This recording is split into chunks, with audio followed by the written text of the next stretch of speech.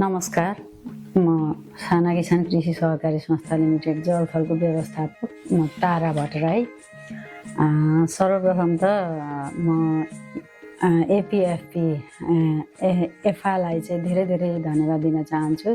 हामीले गर्न खोजेको इन्टरप्राइजेस दुधको चाहिँ एउटा गर्न खोजिरहेका थियौँ, त्यसमा चाहिँ उहाँहरूले सहयोग 15,04,000 विगतमा दिनुभएको थियो। त्यसबाट हामीले मेसिनहरू खरिद गरेर चाहिँ अहिले दुधको प्रोडक्ट बनाएर चाहिँ हामी बजारमा लगेर केही आर्थिक अवस्थालाई र दुध सदस्यहरूबाट उत्पादित दुधहरूलाई चाहिँ बजारीकरण गर्नलाई चाहिँ सफल भएका छौँ र यसलाई चाहिँ अझै प्रभावकारी बनाउन र निरन्तर दिगो बनाउनका लागि चाहिँ हामी अझै पनि विभिन्न तालिमहरू, असल कृषकका अभ्यासहरू, बजार व्यवस्थापनका विषयहरूमा अझै पनि हामी अभ्यासमै छौँ। त्यसलाई चाहिँ अझै नेपाल केन्द्रीय कृषि सहकारी सङ्घ मार्फत विभिन्न तालिमहरूमा पनि हामी सहभागी हुनेछौँ र आउने दिनमा पनि यसलाई चाहिँ अझै प्रभावकारी बनाउनलाई चाहिँ दात्री निकाय तथा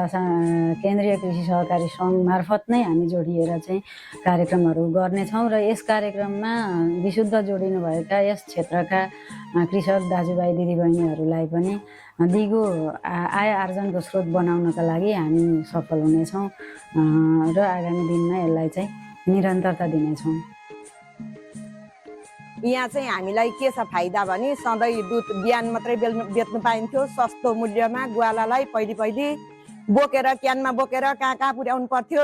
संस्थाले दुधको यो के अरे चिस्यान खोलिकन हामीलाई यति सजिलो भएको छ कि बिहानको पनि जति हुन्छ 5 litre 10 litre 15 litre 2 litre 1 litre जति भए पनि लिइदिनु भएको छ। एकदम साह्रै सजिलो छ, साह्रै खुसी छौँ। पनिर दही दुध जे हाम्रो घरमा भएको लिएर आउने, नहुँदाखेरि लिएर जाने, यति सजिलो छैन। हामीलाई साह्रै खुसी छौँ हामी चाहिँ।